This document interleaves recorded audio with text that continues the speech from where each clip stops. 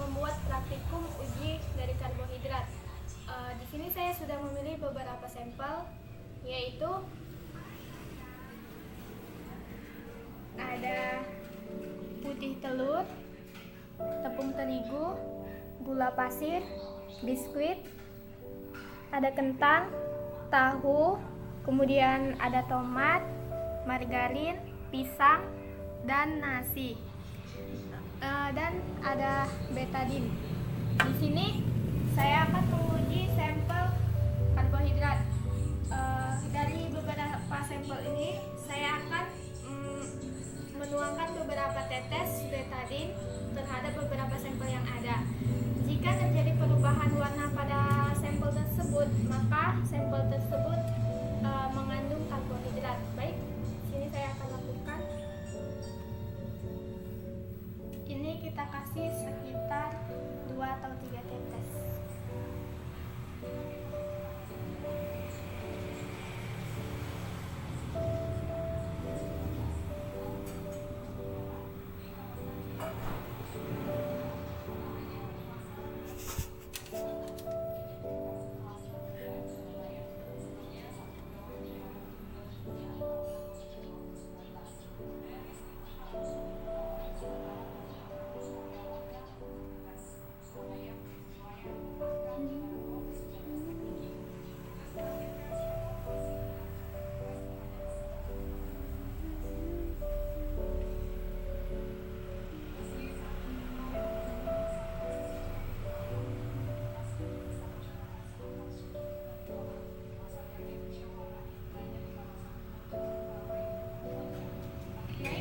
Setelah ditetesi betadin, tidak terjadi perubahan warna pada putih telur, berarti dia tidak mengandung karbohidrat.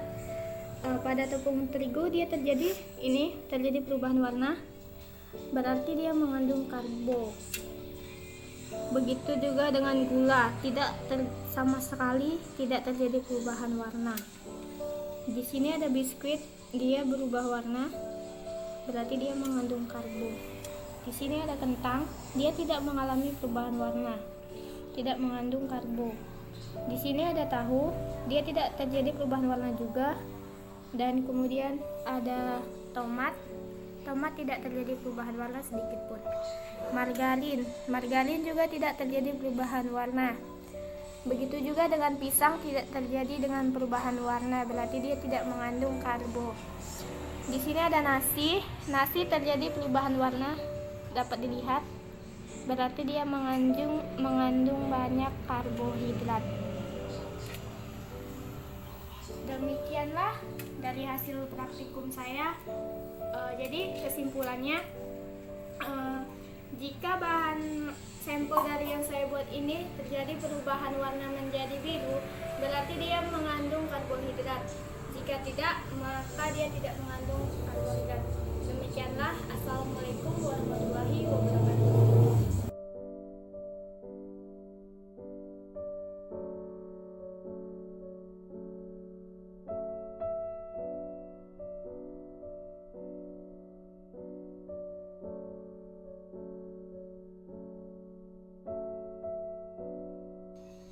Assalamualaikum warahmatullahi wabarakatuh.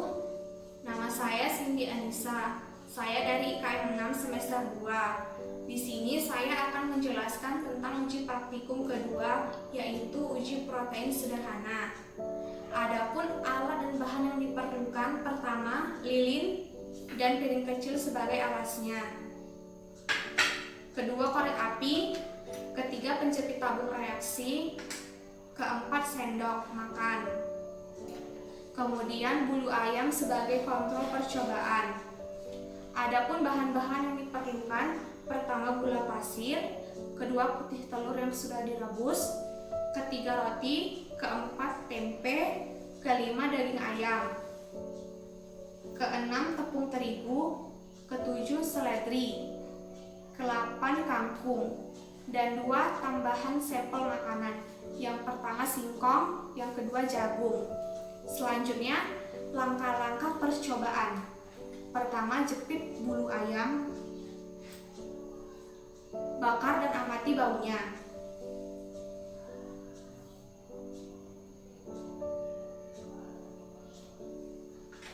Selanjutnya, bakar satu persatu bahan. Pertama, gula pasir.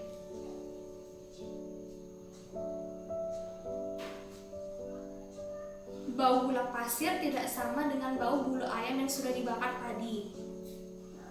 Selanjutnya, putih telur.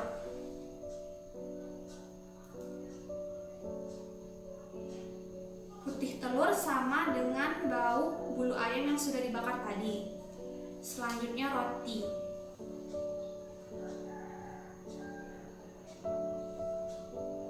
Bau roti sama dengan bau bulu ayam yang sudah dibakar tadi. Selanjutnya, tempe. Bau tempe sama dengan bau bulu ayam yang sudah dibakar tadi. Selanjutnya, daging ayam.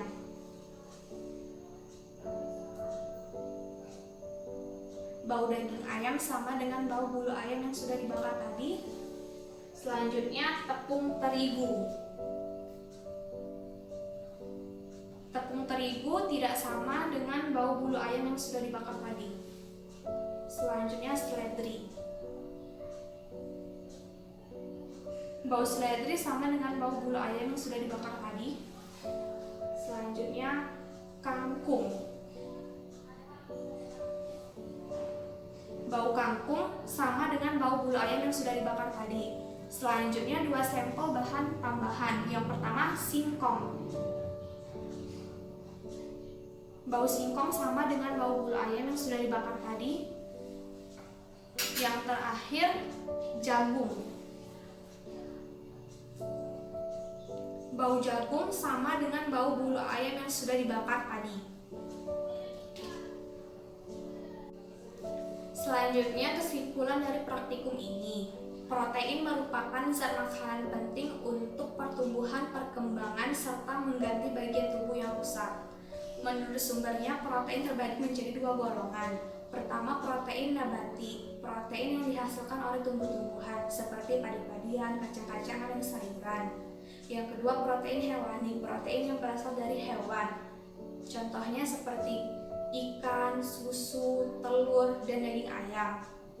Nah, secara sederhana, keberadaan protein ini dapat diuji dengan melakukan pembakaran bahan yang akan diuji. Bahan makanan yang mengandung protein apabila dibakar akan menghasilkan bau yang sama seperti bau bulu ayam yang sudah dibakar. Bau tersebut menandakan bau protein yang sedang dibakar. Terima kasih. Wassalamualaikum warahmatullahi wabarakatuh.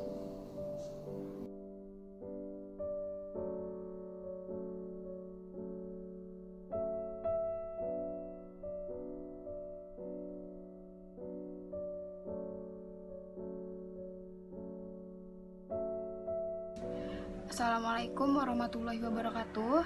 Nama saya Fadilan Nurmaisya, saya perwakilan dari kelompok 3. Saya akan melaksanakan praktikum uji lemak.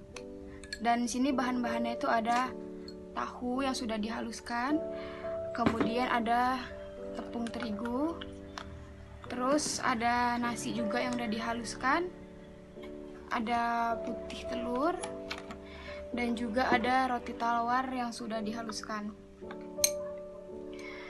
Baiklah, langsung saja kita mulai ke praktikumnya.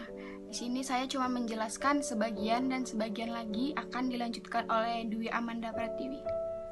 Jadi kita mulai aja. Yang pertama itu tahu.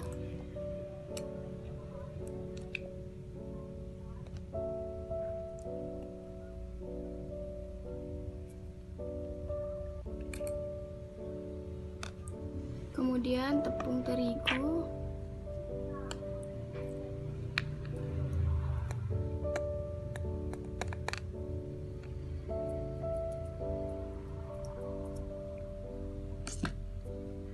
kemudian nasi,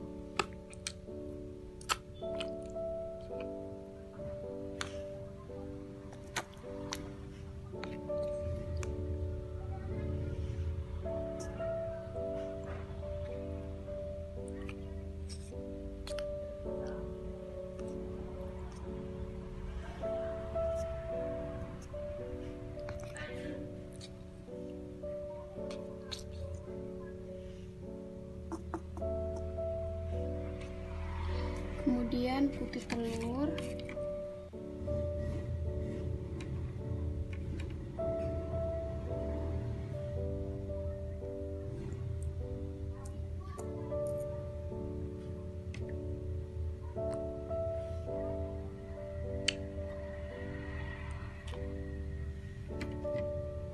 kemudian roti tawar.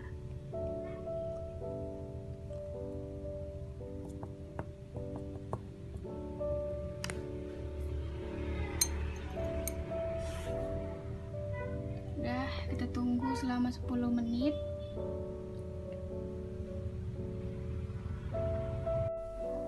Assalamualaikum warahmatullahi wabarakatuh. Nama saya Dwi Armanda Pratiwi. NIM saya 080119/2002. Di sini saya akan melanjutkan praktikum yang sebelumnya telah dilaksanakan oleh Saudari Fadilah Nurmaisyah.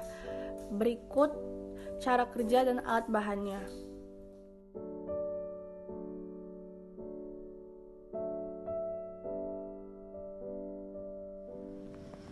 Bahan-bahannya ada ini, pertama kuning telur yang telah dilarutkan, terus ini ada minyak makan, ini mentega yang sudah saya cairkan, ini kecap, dan ini gula yang telah saya larutkan dengan air.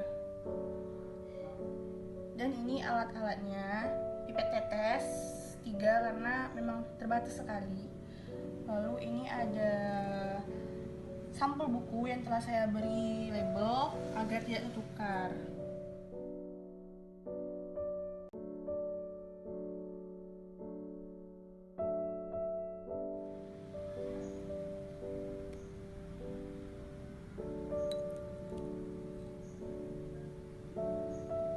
Minyak goreng,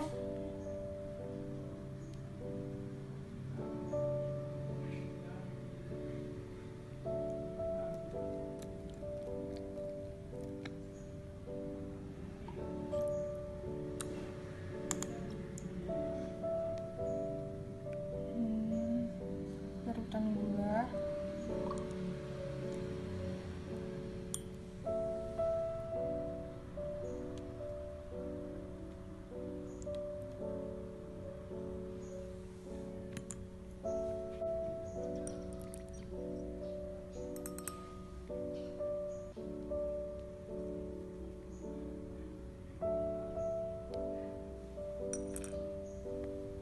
kuning telur,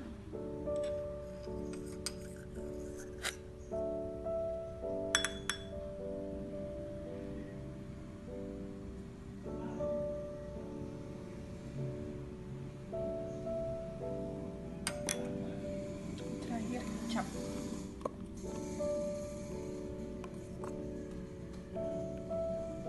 Kecapnya terlalu kental sampai nggak bisa tersedot. Terlalu kental sampai nggak bisa tersedot.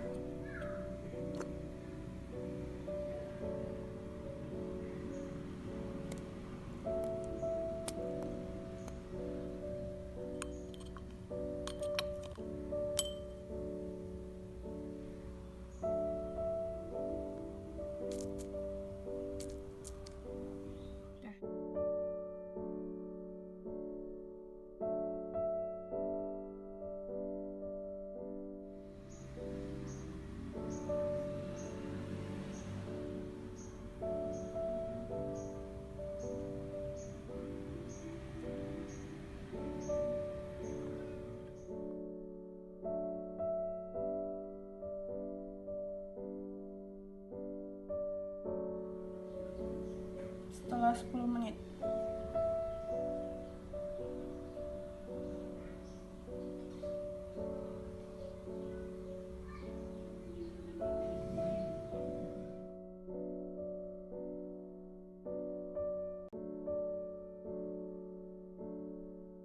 Berdasarkan praktikum yang telah saya lakukan, makanan yang mengandung lemak adalah minyak goreng, kuning telur, dan mentega. Sedangkan yang tidak mengandung lemak seperti nasi, roti tawar, tepung terigu, tahu, putih telur, larutan gula, dan kecap itu tidak mengandung lemak.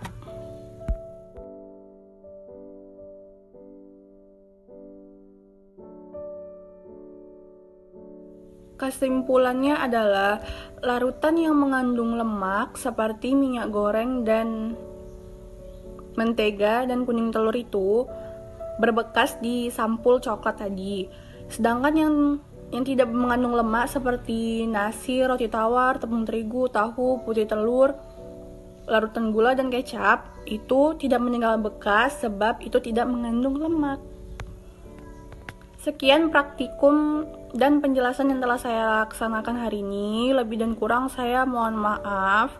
Saya dan teman saya Fadilah Nurmaisya undur diri. Assalamualaikum warahmatullahi wabarakatuh.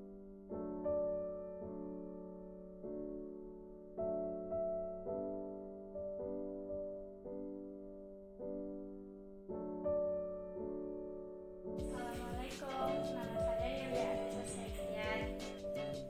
Di sini saya ingin praktek uji kelarutan lemak. Kita akan menyiapkan bahan dan alat-alatnya. Mari simak. Yang pertama bensin, yang kedua air, yang ketiga minyak kelapa, yang keempat minyak kelapa sawit curah, yang kelima minyak jelantah, yang keenam minyak kelapa sawit kemasan, lalu gelas dan sendok. Pertama, kita masukkan air 5 sendok makan.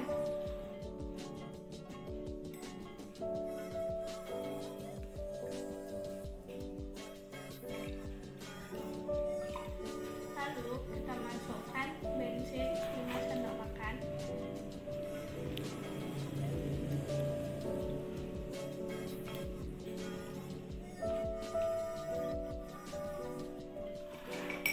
Setelah itu kita masukkan minyak kelapa. Setelah itu kita masukkan minyak kelapa ke dalam gelas yang berisi air dan bensin.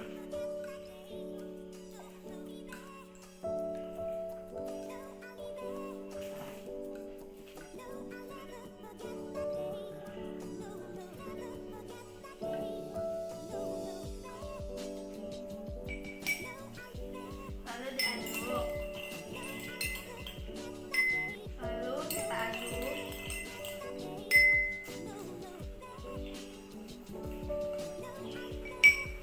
Kita tunggu selama beberapa saat. Tunggu. Kita lakukan step kedua. Selanjutnya adalah air, bensin, dan minyak kelapa sawit curah. Step pertama, kita masukkan air ke dalam gelas 5 sendok.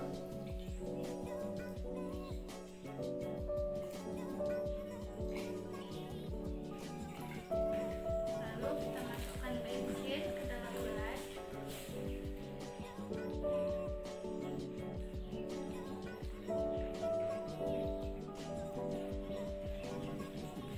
Setelah itu kita masukkan minyak kelapa sawit curah ke dalam gelas yang berisi air dan bensin.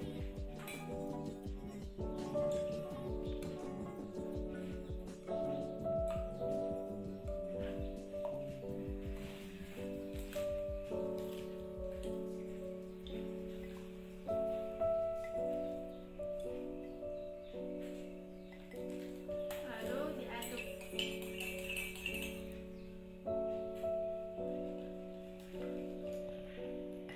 Setelah itu kita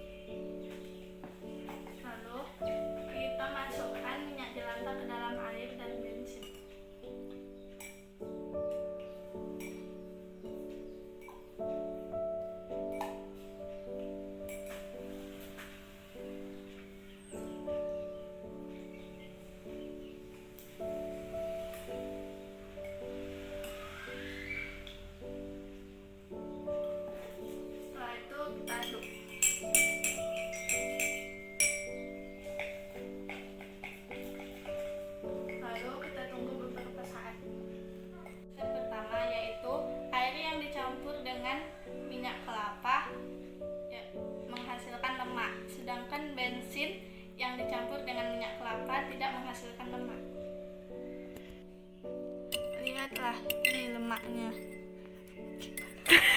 Hasil dari step kedua yaitu air yang dicampur dengan minyak kelapa sawit curah menghasilkan lemak, sedangkan bensin yang dicampur dengan minyak kelapa sawit curah tidak berlemak.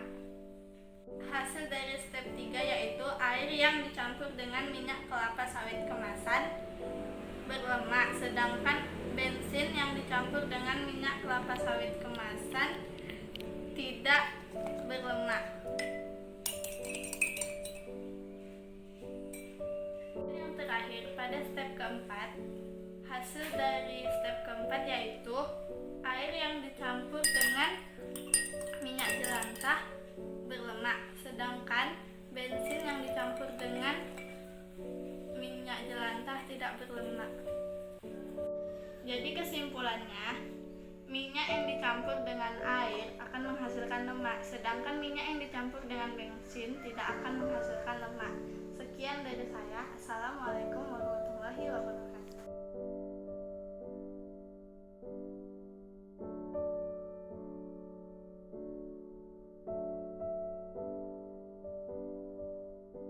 Wabarakatuh. Nama saya Melina Sution. Saya salah satu anggota dari kelompok 3. Saya akan membuat uji coba tentang emulsifikasi minyak. Alat dan bahan yang diperlukan, yang pertama adalah 2 buah cup kecil minyak makan atau minyak goreng, air, larutan sabun, 1 buah sendok makan, sendok kecil, dan 1 buah sedotan tetes. Langkah pertama yang saya buat adalah saya akan mengerjakan uji coba pertama, yang dimana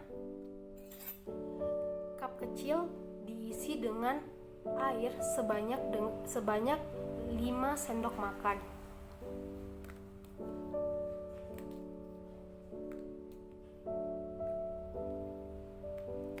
Kemudian air ini harus kita berikan minyak sebanyak 5 sendok makan kecil.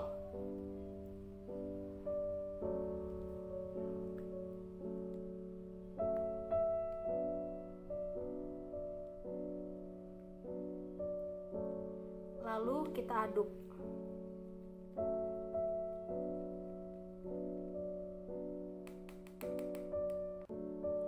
Dan kita biarkan sebentar.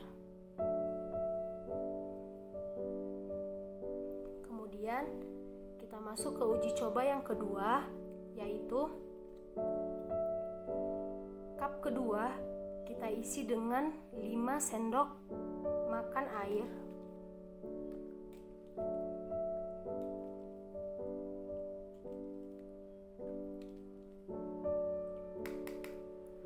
Kemudian kita beri 5 tetes cairan sabun.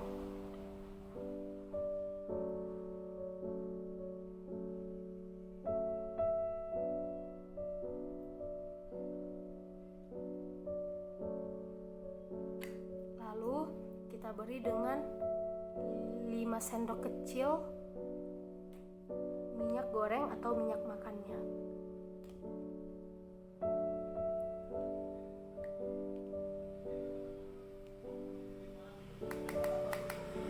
Lalu kita aduk.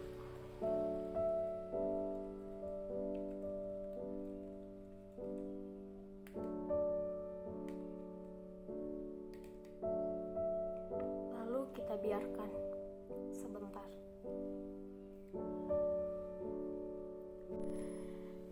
Hasil dari uji coba yang pertama. Uji coba pertama, emulsinya setelah diaduk dan didiamkan, dia tidak dapat menyatu dan terpisah kembali sehingga membentuk 2 lapisan,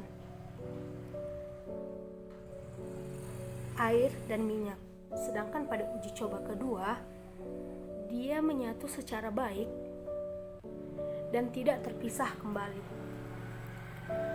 Jadi kesimpulannya adalah uji coba yang pertama, emulsinya terpisah karena pengertian dari emulsi itu sendiri adalah campuran dari 2 cairan yang biasanya tidak dapat menyatu. Itu ada pada uji coba yang pertama. Sedangkan pada uji coba kedua, mengapa ia bisa tercampur dengan rata dan tidak terpisah lagi sehingga tidak membentuk beberapa lapisan, karena pada uji coba yang kedua telah ditambahkan zat yang bertindak sebagai pengemulsi yang dapat membantu dua cairan dapat tercampur secara homogen dan stabil, yang dimana stabilitas emulsi ini dapat terjadi karena penambahan zat ketiga yaitu cairan sabun tadi, sehingga dapat mencampur air dan minyak ini sehingga dapat menyatu seperti ini dan tidak terpisah menjadi beberapa lapisan lagi. Cairan yang ketiga ini selain disebut sebagai pengemulsi, dia juga disebut sebagai emulgator. Sekianlah yang dapat saya jelaskan. Assalamualaikum warahmatullahi wabarakatuh.